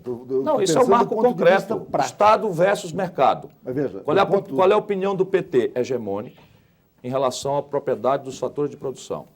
é hegemônico na máquina do PT a propriedade privada, eles aceitam o mercado. Veja, mas Tem uma fração lá que não aceita. Mas ninguém vai fazer Agora, isso é problema acordo deles. político em cima de sou a favor ou contra a propriedade privada. Não é isso não, rapaz. É um marco concreto. concreto de um modelo tributário, de um modelo previdenciário, de um realismo fiscal, de um processo de realmente saneamento fiscal do Estado brasileiro, de elevação da poupança interna do país para blindar o país da dependência dos ciclos que as internacionais. diferenças hoje elas são muito grandes ou são pequenas? Não, elas são graves porque é a diferença entre uma coisa que existe e o zero. E objetivamente, se o senhor tivesse... Não há proposta ali. E objetivamente, Mesmo. se o senhor chegasse a um acordo... O senhor é a favor da privatização? Não. Como é que alguém pode ser a favor da contra privatização? Também inteiramente não. da privatização? Também É contra não. a abertura? Também não. Vamos explicar para o povo. Privatização é uma ferramenta que você deve ter no armário. Deixa eu explicar, professor. Desculpa, mas deixa eu formular a pergunta. A forma da privatização é outra não é a discussão. forma, não. conceito, Me parece o senhor é a que favor ou parte contra? do Não é PT possível é isso. contra isso. Parte do PT Pois é, está errado. contra. Quem for a favor da privatização, ponto, está dizendo uma bobagem. Quem for contra a privatização, ponto, está dizendo outra bobagem do mesmo tamanho. Então a discussão da forma... Então, deixa eu em que é que o explicar. senhor Não é a conflui com o forma. PT? Não é a forma. Do O modo Brasil de fazer. precisa celebrar um projeto nacional de desenvolvimento, que é o que nos falta. Este projeto, quanto mais legítimo e bem elaborado for, definirá qual é o papel do capital estatal, qual é o papel do capital nacional, qual é o papel da poupança estrangeira. E aí você vai no armário e pega as ferramentas pertinentes e usa. Então, no modelo teórico que eu tinha defendido, telecomunicações poderia e deveria ser privado. Por quê? Por apologia modernizante? Não, porque este é um setor sensibilíssimo a capital e às tecnologias. E este país, à luz das prioridades estratégicas gravemente estranguladas que temos em educação, em saúde, infraestrutura de energia, etc., não teria a médio prazo os recursos para dar à sociedade brasileira um aparato de telecomunicações moderno, que é o único que interessa. Então, privatizar para fins de incorporar capital e tecnologia num setor que é fácil reintervir, que é fácil regular, onde há uma competição selvagem no mundo, não há cartelização, não é nada, perfeitamente. Agora, esta privatização que foi feita, fui contra, eu mandei uma carta para o senhor Fernando Henrique, dizendo não faça isso, senão com este ato eu perco o respeito pessoal que mantenho pelo senhor até hoje. O senhor sabe, botei para ele um relatório da Bolsa de Valores de Nova York, quanto é que valia a Telebrás em 95, o senhor sabe que o pior momento para vender é esse, ela está valendo a metade, não cometa esse crime contra o país, mandei uma carta, fui protocolar no Palácio do Planalto. Sem contar os adendos da história, o né? senhor confluiria com essa posição sua a respeito da privatização Não, da porque aí você tem telecomunicação? uma coisa, que é o seguinte, eu sou contra a privatização por motivação corporativista. Eu não sou. Tudo que é abuso corporativista eu sou contra. Aliás, o que no Brasil é a linguagem dita e reconhecida tolerantemente como esquerda é protofascismo. Mas o senhor... No mundo inteiro, o abuso corporativista é protofascista. Só neste país que o corporativismo abusivo de jogar ovo num governador que sai do palácio para dialogar com os servidores, um homem da história do Mário Covas, é ato progressista. Isso é um ato de um fascista. Pode-se pensar o que for, mas ele é um fascista na sua prática de intolerância, de grosseria, de violência, que não é democracia. Isso. Governador, Uma vaia bem aplicada é. posso? Não, agora já parou, eu vou. Tudo bem, mas quando o senhor fala dessa eventual convergência das esquerdas... Centro-esquerda. Convergência de esquerda está celebrada já. Tem uma frente esquerda que recorrentemente dá ao país essa confusão que está dando. Deram o colo. Deram o colo. Essa frente de esquerda deu o colo. É isso? Dá porque assusta os setores médios da sociedade brasileira que estão em oposição, mas se chamado para uma ruptura no escuro, põe o dedo no nariz e vota lá, do Mas lado que seja, conservador. essa convergência... Então, quem está dando essa recorrente vitória à centro-direita no Brasil é o comportamento sectário de uma esquerda que não compreende seu país. Sim, mas vamos dizer o seguinte, se uma é centro-direita e outra é centro-esquerda, quem tem que se mexer certamente não é o centro. Pelo contrário, o centro tem que ser deslocado do seu pacto com a direita. Sim, mas ele não tem uma estrutura, onde eu queria chegar é isso aqui. Vamos traduzir isso para as pessoas que não entendem Sim. essa linguagem. Tá bom. Pequeno e médio empresário, profissional liberal, mundo universitário, artistas, intelectuais, por média no Brasil, tem uma posição ao centro. Classe média tem uma tendência ao centro. É disso que nós estamos falando. Essa gente está toda em oposição a esse projeto. Essa gente está amargando o susto com o futuro para os seus filhos. Essa gente não aguenta mais pagar plano de saúde. Essa gente não aguenta mais pagar mensalidade escolar. Essa gente não aguenta mais a antiética miséria que cerca e que lhe ameaça nos sinais, nos faróis deste país. Essa gente está solidária a uma certa distância com a questão social, essa gente está indignada com a questão ética, essa gente está potencialmente na mão. Vamos fazer o quê? Vamos para lá, Vocês são tudo de direita, vocês são todos conservadores, vão para lá porque nós puristas da esquerda não queremos contaminação. Deixa eu só completar. Isso é com eles lá. Eu não, eu quero essa gente porque essa gente é que vai, como fez a abolição da escravatura, como fez a independência do Brasil, como fez o movimento republicano, como fez a redemocratização do país, como fez o impeachment do Collor. Quando esse setor médio brasileiro celebra um pacto com o povão, a história anda. Mas deixa eu só Quando completar. esta gente vai para o lado conservador assustada, a história para. A esquerda, ou as esquerdas, essa se amanhã... Já estão juntas. Sim, deixa eu chegar lá. O senhor está parecendo os entrevistadores ao O contrário. novo Collor. Não. Agora é assim, qualquer coisa... Essas esquerdas, se amanhã se reunirem 4 ou 5 lideranças importantes, telefonam, marcam uma reunião e estabelecem um encontro, uma manifestação, um protesto, seja onde for, em cima de algumas teses como fora FHC ou basta FHC, ou seja a questão qual é, contra o que está aí. O centro, esse grupo que o senhor mencionou, é muito mais complicado de reunir, mobilizar, organizar e, com certeza, não tem filiação partidária, consistência ideológica e organização. Como é que se chega a essas pessoas e como é que junta as duas coisas? Pelos grandes intermediários que sempre falaram pela classe brasileira, pela classe média brasileira. CNBB, OAB, ABI, os sindicatos, as centrais sindicais de profissionais liberais. Pela sociedade civil? Claro, é o que temos de organizado no país. É ruim. Olha, eu posso lhe dizer uma coisa, quanto à minha profissão, que é jornalista. A ABI não representa mais nada. Tira o doutor Barbosa Lima Sobrinho de lá, aquilo é um bando de velhos que jogam bilhar. Mas veja bem, então vamos traduzir de novo no concreto. Se eu, mais o Lula, mais o Brizola, mais o Álvaro Vale, porque é lá um centro que está na oposição ao governo, que é desprezado todo dia por essa esquerda sectária do país e que está em comportamento de oposição concreto ao governo. Uma fração do PMDB, uma fração do PSDB, vamos empurrar tudo de volta. Não, vamos lá, todos nós incorporados na ABI, com toda a sua crise de legitimidade, de representatividade, e eu conheço como isso não se transmite tão instantaneamente. Este gesto é uma mensagem para aquelas pessoas que ele está dizendo. Porque essas pessoas, elas não estão prestando atenção em política. Não é da rotina da sociedade brasileira ficar prestando atenção em política. Aliás, política para eles é como juiz de futebol. Se for muito bom, eles não sabem nem que existe. Só se lembram quando marca pênalti, falta ou quando está roubando o time adversário. Aí é sempre no incidente que as pessoas lembram da política e quase sempre como um arranhão desagradável na sua cabeça. Então, se a gente criar uma agenda positiva, dizer, ó, tem um agente aí andando, apelando ao país organizado, para construir um caminho alternativo, uma mediação programática que unifique, que devolva a esperança, o encanto à política, que possa transformar de novo essa coisa abandonada que está a política numa coisa apaixonante, que devolva aos jovens o tesão de participar. As pessoas dizem que eu não devo falar essa palavra, mas jovem fale assim, para que eles entendam o que é que eu estou falando. Nossa, esse país incendeia de esperança. Mas, governador, objetivamente, se o senhor dentro dessa estratégia, desse projeto que é correr no meio entre a esquerda e a direita... Não é esse o meu trajetório. Bom, enfim, o senhor está ocupando o espaço do centro, já que o senhor... Enfim, o senhor está no centro hoje ocupando esse espaço. A plataforma é de centro-esquerda. Pois é, centro-esquerda. Se o senhor vier a ganhar as eleições, vai ter as mesmas dificuldades que qualquer governante tem em negociar com o Congresso, quer dizer, vai ser um Congresso dominado pelo PFL, pelo PMDB... E... Absolutamente não. Como não? Hoje é, governador. Mas hoje mas ontem não era. Sim, mas como é que o senhor... amigo, peraí, olha, a sua geração está sofrendo um impacto, e isso é destrutivo que o senhor Fernando Henrique está fazendo com o Brasil. Essa prostração moral que está graçando no Brasil, que está assim, ou não alterna. Não foi assim com o Collor. Bom, mas a sociedade civil brasileira levantou-se e aquele Congresso, que não era flor que se cheirasse, diga-se de passagem, logo mais demonstrado pela crise do orçamento, defenestrou o Collor. O que aconteceu nesse país? Algum golpe de Estado? Algum surto populista? Algum momento autoritário? Foi uma maravilha democrática, em que a democracia representativa brasileira, nos raros momentos, celebrou de volta o seu compromisso popular. É diferente. Mas eu tenho outro, agora mais positivo, mais para a rotina, menos épico. O governo Itamar.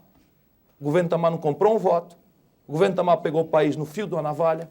O governo Itamar pegou com um grande preconceito, que sempre foi tratado com grande preconceito na mídia central do Sudeste. Foi circunstancial, teve a boa vontade do Congresso. Não faça isso. Este homem como quer que se queira tratá-lo neste país com injustiça, este homem teve uma passagem benfazeja pela presidência da República. Não comprou um voto, pacificou o Brasil, criou a correlação de forças na política para confrontar o pacto de safadeza que se cedia ao redor da inflação e da especulação, e botou Antônio Carlos Magalhães na oposição sem que o mundo se acabasse, com desonra. Com desonra. Convocou lá o adversário dele, um garoto, Jutaí Magalhães, para o ministério, e o Antônio Carlos começou a dar-se essa coisa da futrica. Tem corrupção aí nesse governo. Ele mandou um fax. Vem aqui o governador dizer onde é que tem corrupção no meu governo. É muito engraçado os veinhos, né? Aí ele marca a hora e local. Foi lá, ele mandou o Antônio Carlos entrar, governador da Bahia, por uma porta, e mandou a imprensa entrar pela outra. Pode dizer qual é a corrupção. Isso é uma linguagem. Olha, não é meu ídolo, não, mas apenas um exemplo concreto que podemos recolher ontem na nossa própria história de que é possível ter dignidade na política brasileira, senão a ilação que vocês estão passando para a sociedade é que fora do pacto oligárquico brasileiro não há possibilidade de sobrevivência. Como é que faz, eu fui governador do Ceará. Eu fui governador do Ceará, nós tivemos uma vitória popular recorrente contra as oligarquias do Ceará, que eram as mais poderosas e asfixiantes do mundo. Itamar Franco, ele governou 15 minutos numa situação especial. 15 minutos não, Itamar Franco foi o presidente da República 2 anos. O Congresso tratou com extrema boa vontade. Eu quero saber como é que faz no cotidiano. Por que o Congresso tratou com extrema boa vontade? Essa é a chave de compreensão. Não, senhora. É porque cá embaixo a sociedade brasileira exigia do Congresso Nacional uma atitude cooperativa. Essa é a chave do problema. Exigia por que canal? Como é que você disse que o Congresso tem uma corrupção tolerante? Por que foi, Dora? Foi, porque você acabava de sair do trauma Foi porque o PT, por exemplo, o PT, por exemplo, ensarelhou as armas. Por que ensarelhou as armas? Porque sabia que se puxasse a corda, a fragilidade institucional do país arrebentava. Era frágil, exatamente. Portanto, era um conceito de ordem pública. Isso não se reproduz. Portanto, um conceito de ordem pública condiciona o comportamento dos políticos. Ou não. Está demonstrado, por favor. Não vamos matar a esperança do povo brasileiro. Senão todo mundo vai dormir agora aterrorizado, que vai ter que, depois disso aí, ter isso aí de novo. Não é possível. Governador, eu estou notando aqui, acho que, enfim, eu noto que o senhor está muito afiado. O senhor tem falado muito estas mesmas coisas? Debatido muito estas mesmas coisas? Para dar conteúdo concreto a isso, que, aliás, outro fator que desqualifica a militância política brasileira, especialmente na oposição, é preguiça. Sabe, estou convencido que a taxa de preguiça hoje é um fato relevante na militância política brasileira. Quem tem que trabalhar é a oposição, não acha, Márcio? É verdade. Porque o poder está sentado.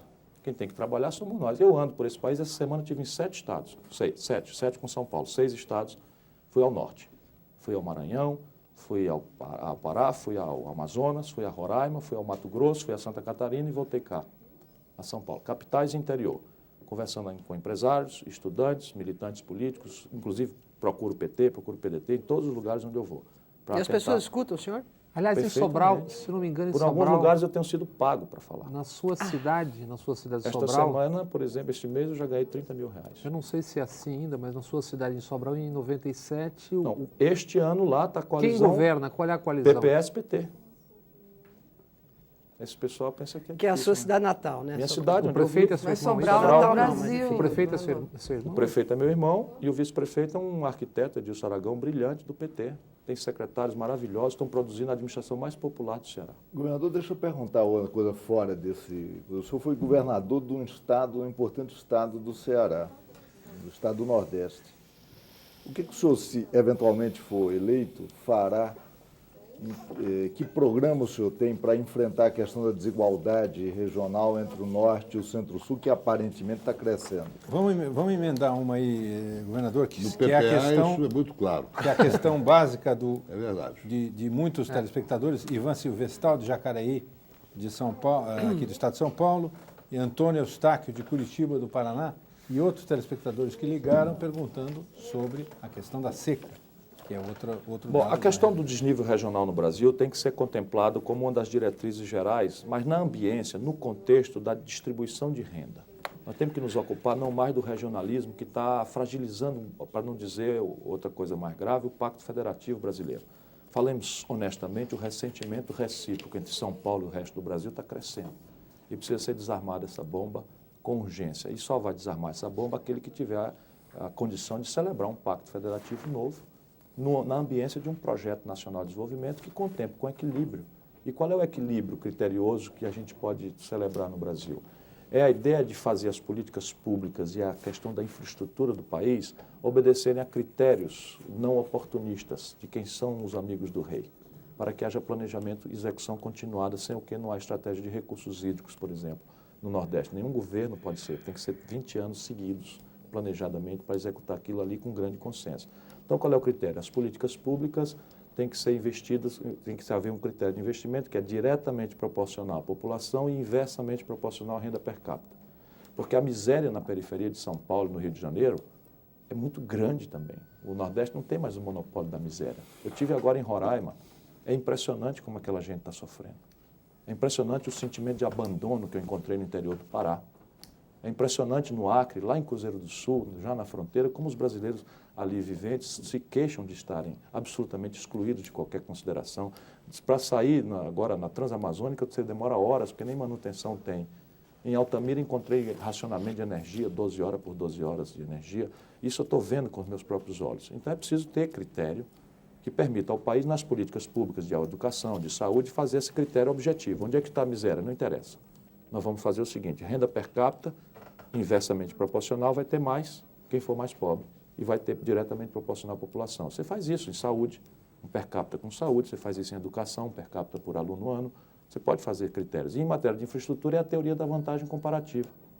Qual é o investimento de melhor relação custo-benefício que se deve fazer primeiro, ou por maior relevância social?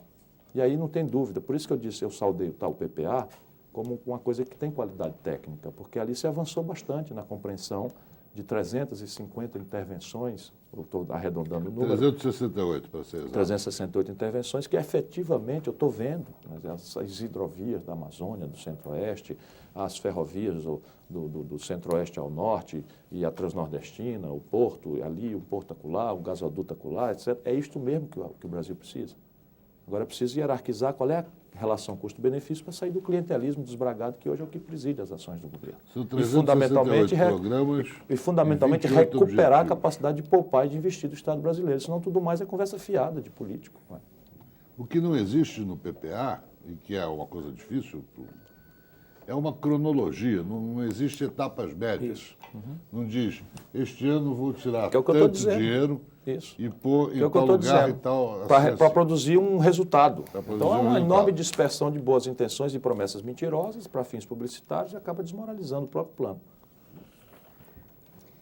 Ficamos aqui em branco, não? Não, mas eu tenho uma pergunta que eu demorei um pouquinho. Não, tem inclusive eu queria, pergunta. Eu queria saber qual é a sua avaliação da gestão Paulo Renato de Souza no Ministério da Educação. Eu acho que é o melhor ministério desse governo, que é um ministério muito ruim, inclusive este. Marcon, tem uma última pergunta que todos Porque eu digo que esse é um faziam. governo muito ruim mesmo, quer dizer, e este ministério, esse ministério produziu, por exemplo, o Fundef. É uma iniciativa. O Fundef é muito bom como ideia e na prática operacional precisa ser aperfeiçoado com urgência, porque já estão corrompendo o Fundef, já estão desviando dinheiro do Fundef. Mas isso não é demérito do Fundef, né? É demérito do Fundef, porque é uma fragilidade institucional, na medida em que você cria um mecanismo, você cria um mecanismo que privilegia a intermediação de prefeitos e não cria controle social sobre aquilo, não é culpa do ministro, mas é responsabilidade do ministro. Eu estou dizendo, estou elogiando, veja bem, estou elogiando. Mas daí, por exemplo, universidades, um desastre. Um desastre, não sei por que tanta arrogância, não sei por que tal falta de diálogo, não sei por que tal interdição do debate, por que tanta exclusão, por que tanto preconceito, por que tanta presunção de dono da verdade que ele próprio fez. Quer dizer, um homem que tem a tradição na comunidade acadêmica que ele tinha, tinha que ter uma ideia de conversar com os professores, com a universidade, diferente dessa daí.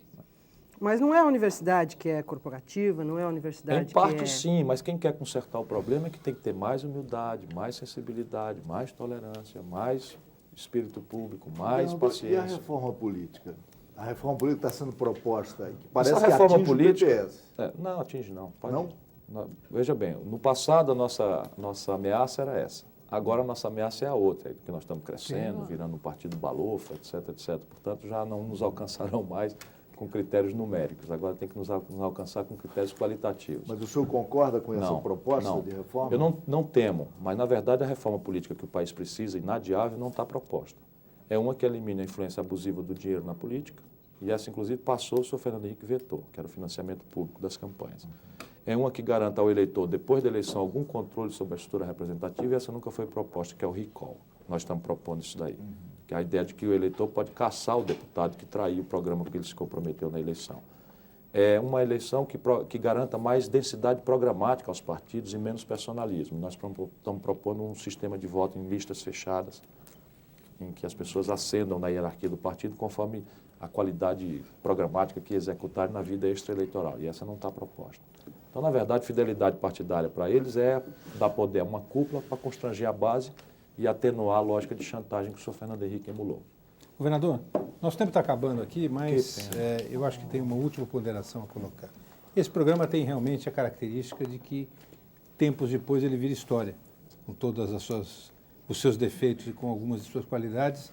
1h30 de programa, a gente acaba tendo aqui uma declaração e algumas afirmações de personalidades públicas que podem ser checadas e confirmadas a posteriori. Com certeza, quando chegar perto da eleição de 2002, nós vamos assistir o programa do, então, candidato a candidato Ciro Gomes e saber o que é que rolou nessa história. A pergunta que eu faço para o senhor, para finalizar o programa, é o seguinte: o que é que o senhor pode prometer hoje que em 2002 dê para se assistir e dizer, olha, isso ele falou e realmente cumpriu?